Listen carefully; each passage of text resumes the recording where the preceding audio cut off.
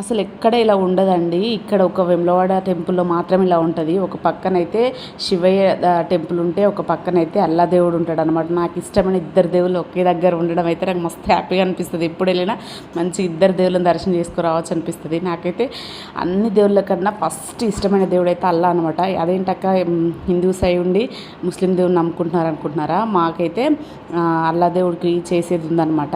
మా తెలంగాణలో కొన్ని సైడ్లు అయితే అల్లా దేవుడిని అయితే నమ్ముకుంటారు. నమ్ముకోవడం అంటే రోజు పూజలు ఏం చేయరు.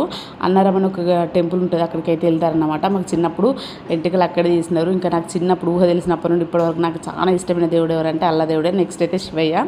ఇంకా వాళ్ళిద్దరు ఒకే దగ్గర అయితే ఫుల్ హ్యాపీగా అనిపించింది. ఇంకా ఆ రోజు నైట్ అలా దర్శనం చేసుకుని వచ్చి మార్నింగ్ అయితే బద్దు అయితే చేస్తున్నాం అనమాట బోనము. ఇంక ఇలా మేము రూమ్ తీసుకున్న దగ్గర అయితే వంట చేయడానికి ఉండదు. కింద అయితే బోనం వండుకొని వచ్చిన నేనైతే. ఇంకా బోనం అయితే రెడీ చేసిన నేను మా మమ్మీ ఇద్దరం కలిసి మార్నింగే లేచి అయితే బోనం అయితే తీసుకెళ్ళినాము. ఎందుకంటే మళ్ళీ లేట్ అయితే రష్ ఎక్కువ అవుతారండి. ఇంకా మేము టిఫిన్ చేయముందుకే ఫస్ట్ బోనం అయితే తీసుకెళ్ళినాము.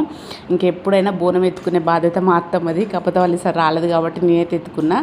బోనం తనే ఎత్తుకుంటుంది ఎప్పుడైనా మా ఇంట్లో. ఇంక ఈసారి మా అత్తమ్మ లేదు కాబట్టి నేనైతే ఎత్తుకున్నా.